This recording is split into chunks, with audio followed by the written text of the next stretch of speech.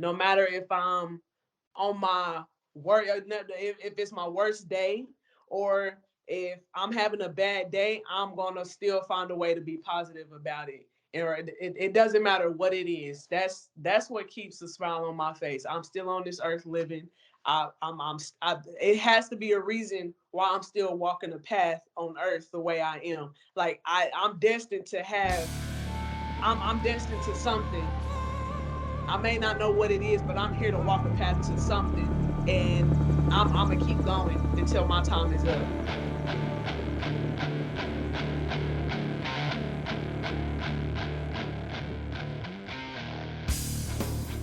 Hello, and welcome to this episode of Tinker Talks, the audio format podcast that talks about everything inside the fence of Tinker Air Force Base.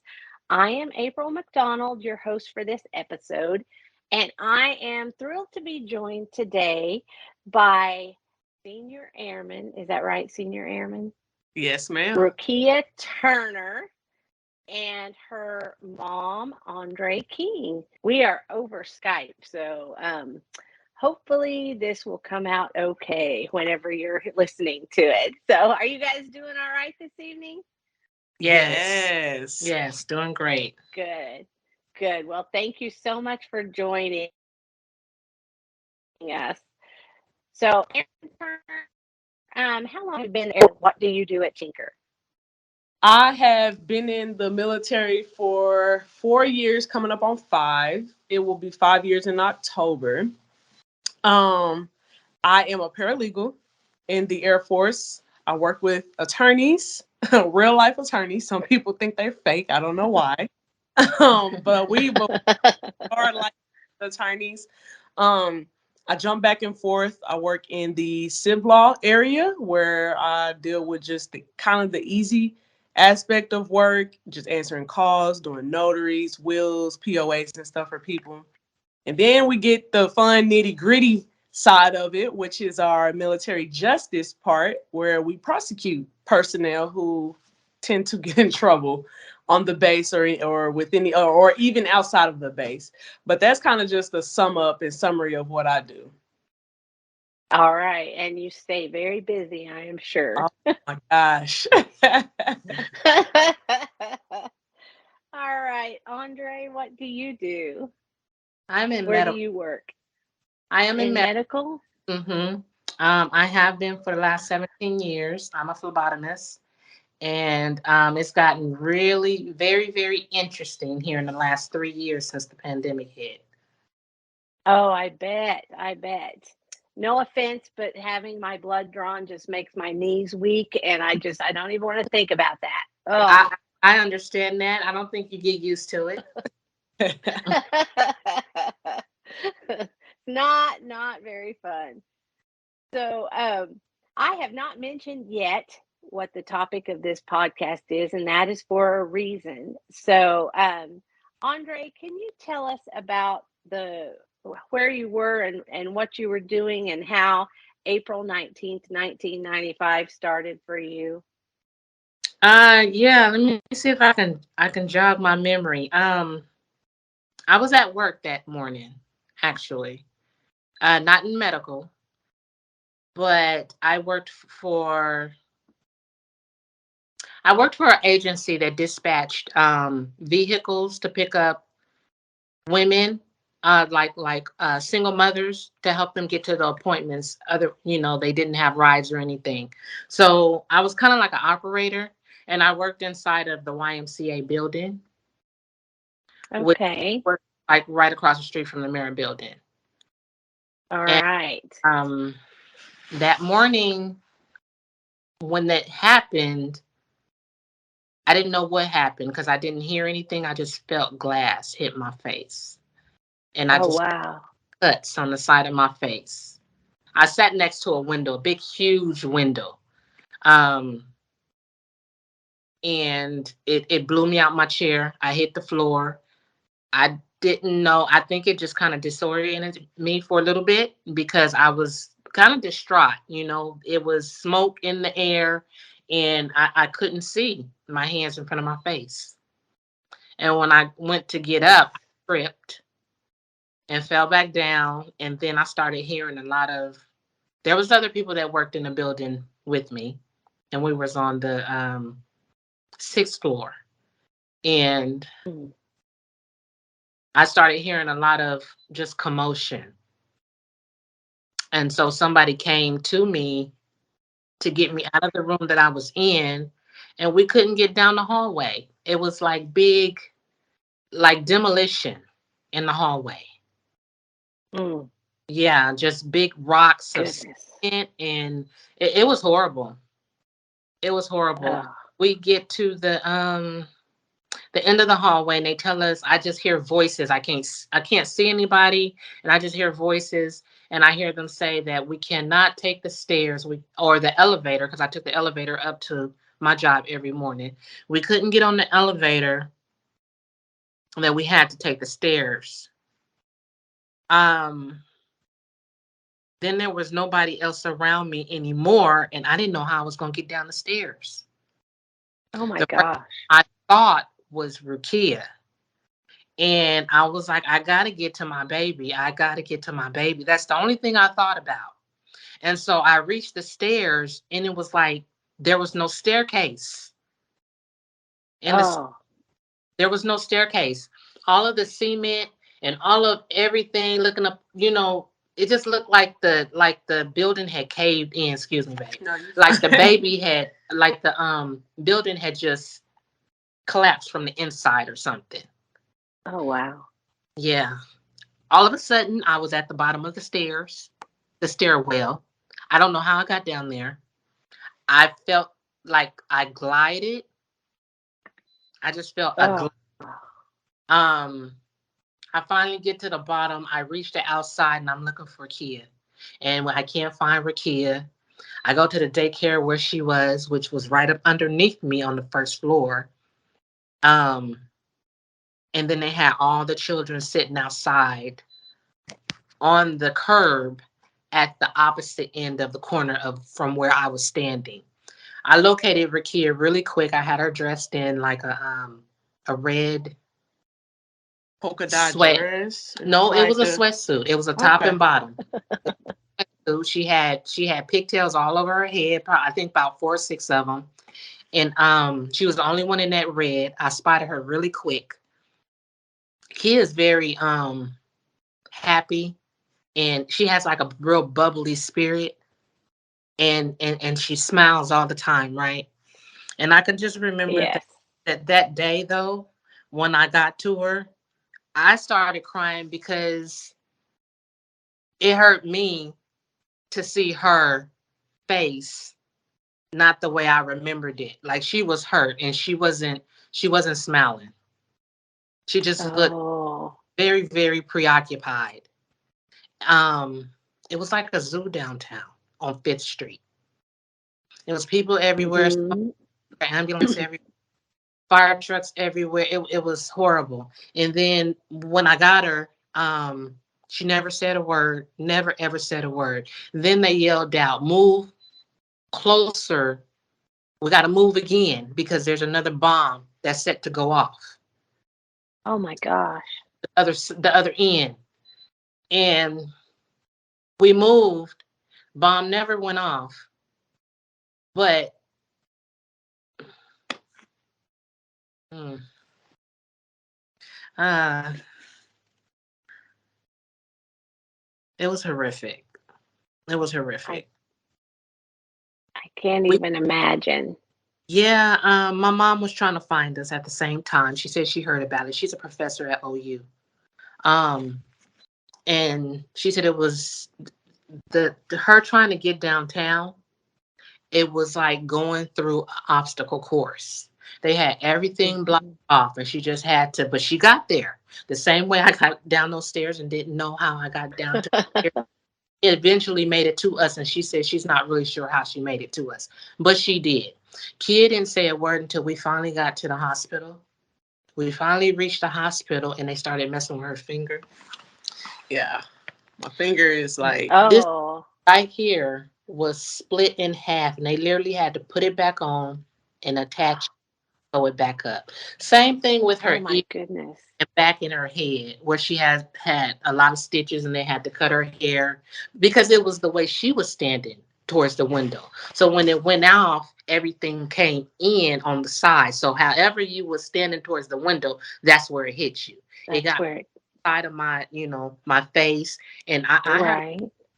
in my hand, and Yeah, I do too. It's my whole left hand. on my wrist. Yeah. Thumb, glass marks, fingers, glass marks on my knuckles. And Oh yeah, my cut my goodness. hair. Yeah, her ears were cut. It was weird because I think her ears were like cut like right here on the edge, both of them in the same area, same place, just sliced. They had to sew it Oh, together. Yeah. how So odd. she was standing How with her odd. back towards the window, and it came in Right. that. Yeah. Right. Um, Wow. that glass though, I'll tell you, when he took it out of my hand was swole like this. And I was like, I'm Oh not worried my. about me deal with my baby. Kid was about she was Mm-hmm. Yeah, it was one. It she, was a month before my birthday. yeah. Oh Yeah. wow. Yeah, she was going on 2, and I was like, deal with Kia, and so they dealt with Kia, and we got her, and then she started hollering when they started messing with her finger. Up until the didn't say a word. When they with her finger, then she started screaming. After we got her settled, then they looked at my hand. They took some glass out of here, but the glass on my palm, they told me they wasn't gonna mess with it because it was gonna work itself out. When I Uh-huh. you that glass came out It was like, 15 years later. yeah. Oh my gosh. 15 years later. Really? Yeah, and it never bothered me. Wow. Sudden, the year that it was gonna come out, I started feeling like an edge right here, and it was just bothering me. I was already working in the medical field, so the girl that was working with me, I was like, I gotta, what is this? We went to surgery on my hand, so we got some little tweezers and sterilized them and all that. Pulled the glass out of my hand. Oh my And gosh. it's crazy because I actually have it in my house somewhere. I put it in like a I little. was gonna ask, did you Yeah, save it? I know it's in here somewhere. Um, uh, yeah, and I put it in like a little container and screwed the top on it, dated it and everything. Wow. Yeah, 15 years later. he didn't tell me it was gonna take that long. That He never said. He just said it would work itself out, and it did, but it took a while. And in that time, um, I wasn't occupied by it. I wasn't preoccupied or anything by it. I just let it go until it started working itself, right? and it started bothering me. And it was scraping, and everything I would touch, I would snag something because that Oh piece, my goodness. yeah, Wow. yeah. That's crazy. So I really thank God. You know what I'm saying? I really give thanks to God, and I am grateful for every day. Every day I wake up, every day she wake up. I have another daughter, a younger daughter. I have 2 daughters. Um, but yeah, for just watching over our lives and keeping us safe Yes. for a That long is time. miraculous. Yes, ma'am. And for a long time though, I went through some kind of because I went to therapy for a little bit because I just couldn't stop crying. And they was telling me something like it was remorse or something because we lost a lot of lives during that time. And so they was Right. trying to explain it to me how it was like survivor's remorse. And kids, Hmm. we had to move. They moved us from one place to another because where we was living, um, airplanes. It was on the south side of Oklahoma City by Will Rogers, and planes took off from there all the time. And Kia just she could not sleep. She cried all the time. It scared her. It kept her in fear. And so we ended up move. That's when we moved out here to Oh, Midwest I Syria. Right. bet. They moved us out here. It totaled my car. They helped me get another car. Um, yeah, yeah. Wow. So I don't visit the memorial often. I hadn't been there in a while. Yeah, neither one of us. We haven't been Yeah. since like what? Since I've been in high school? Yeah, it's Because we been run the marathon. we We used did. to run the marathon quite a bit. Right, right. And then and so I'm probably gonna visit now here Yeah, in a little same. bit. But it's like when I go up in there, it's almost like everything just kind of hit me at one time with a lot of different thoughts from that day, especially Mm-hmm. about towards the survivor plaque Yeah. and all the names of them. Yes, yes. And to look at it and to see my name, to look at it and to see Rukiya's name, I don't have words. I just go into just, being Right. grateful. I don't have words for it. Yeah. Yeah. Yeah, yeah. I know, like most Oklahomans, I can tell you exactly where I was and what I was doing, and I and I can tell you, my one of my biggest life changes came not because I was, it's just seeing the building was, it made a huge difference in my life. I was at a baseball game at the old 89er stadium that used to be at the fairgrounds, and I could see the building in the background. This was in 95, and before they imploded it. And they were doing the national anthem. And I stood there with the building and the flag and all that stuff. And that has been the biggest life changing moment for me, because I realized then nothing really matters, like with sports, with all the little things. And I use that memory to remind me that, there's a bigger picture, and I just need to focus on the bigger picture and not worry about all the small things. yeah, that's right. So I can't imagine being in the middle of it and living it. So anyway, there's my life changing moment from that day or from that time. Well, I will tell So you these years later, what um it bothers me a little bit. I will get in the elevator. I start getting antsy and anxious though if I feel like I'm in there too long. It just comes over me. oh, I bet, yeah. It bothers me to sit up under overpass too long. So little things like that. There's Oh, little trick. mhm. Yeah. Yeah, I bet. Some But things yeah, you just don't. Oh, go ahead. well, but yet and still I was gonna say, there's triggers and the fear comes, but I just refuse to be frozen in time and continue to be grateful for my life. Right, Yeah, right. that stuff, that memory, it has not gone anywhere. It has not gone anywhere. Yeah. So, Rukia, you were just a baby then, but did that experience lead you to your Air Force career?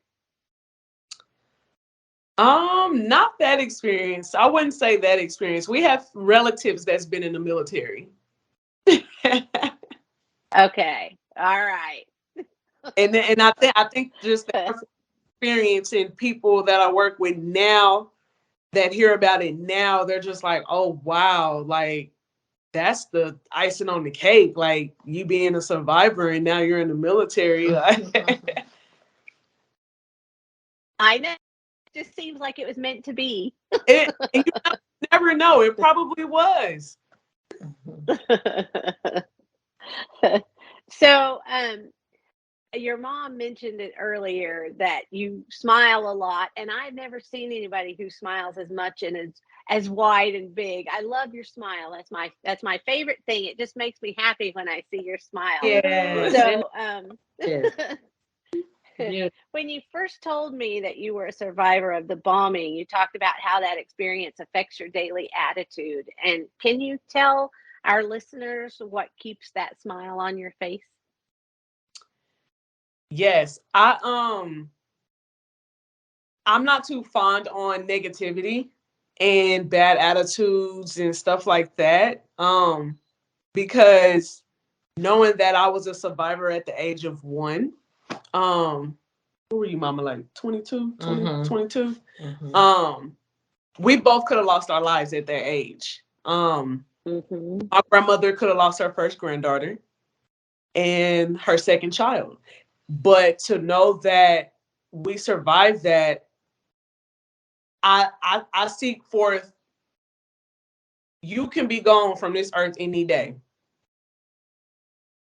Like my Right. mom said, she thanked God that we still here, same for myself.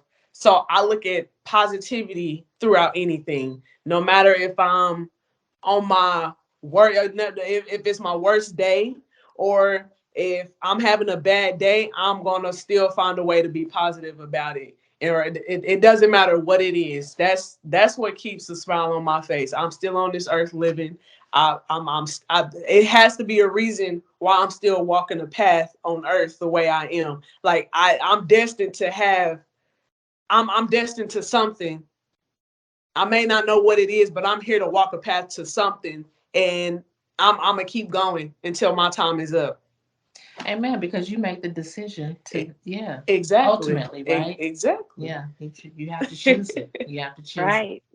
That's right. You do have to choose it. And I'm so glad that you have chosen that because your smile is infectious. I Yes. just love it. I'm just looking at you now. Oh. Oh, well, thank you guys so much for talking to me today and going back in time. Is there anything else that you would like to add to this story that I have not asked you? um, my mom does have a newspaper article um of when it happened. Yeah, okay. So, wow. In between moving and things, I have my collectibles. It's not a lot, but I do have some stuff. It's just not in my view right now. But remember, do you remember Donahue? The Um, sound, talk yeah. show, talk show host. I think he's out of New York. The talk show. Uh-huh. Mm-hmm. Yes, And yes, you remember Lisa Gibson, yes. same talk show host, and then Roseanne Barr. She was also a talk show host for a little bit. Okay, Uh-huh. we Yes. interviewed all three of them at Oh, that how fun. yes, at that time. So Phil Donahue came here to Oklahoma City, and before they tore down the building, the Murrah building, before they really demolished it, Mm-hmm. um, we did an interview right in front of that building with him. Okay, that's pretty cool. Yeah, yeah. It had mixed feelings, because they were still kind of looking for people, and Right. um, it was almost like an eerie feeling down there, but still, it was done in front of that. And then Lisa Gibson, she was on the West Coast at the time, so we flew out there and we did her talk show, as well as Roseanne Barr's talk show. And we Oh, have, wow. and so we got to visit family as well. They gave us an open ticket, and we was able not only to go do the interviews, but to also visit family as long as we wanted to, and before we came back here. So, that was kind of nice. Nice. Yeah. And I should have had all this stuff for this. We could still go We show have Miss April. pictures. She works right now. We could still go Okay. show her. I'm gonna dig it up. I'm gonna see what I can find All right. so you can see Okay. exactly. I'd like to Yeah, see that. yeah, I'd like to see that. I mean, that's a cool, like a bucket list item, be on a national talk show, not probably necessarily for the reason that you would have liked right, to be Right. there, but, right. you know, Yeah, yeah. just a baby. Wow. Oh Well, my Um. goodness. well, you both again. If there's nothing else you'd like to add, we can close it here and you can go on about your evening. But I do so very much appreciate you sitting down with me tonight and talking about this. So Yes. It's yeah. therapeutic in a way. Oh, You know, good, thing. good. So it goes dormant and it sits for a minute, and then you don't really get through things and get over things if you're going to get over them until you deal with it in its presence, right? So this has been Right. years ago, and so it's kind of been tucked away, and it's helped a little bit to talk about Oh, good, it. good, So yeah, so thanks for having us. good. Oh, you're very, very welcome. Thank you so much for joining me. And listeners, thank you for tuning in. I hope you've enjoyed this episode. You can find us on Apple and Spotify, wherever you listen to podcasts, and also follow us on social media. It's on Facebook and Instagram at Tinker Air Force Base, and on Twitter, we are at team_Tinker. Thanks for listening. Have a great day. Bye. God bless everybody.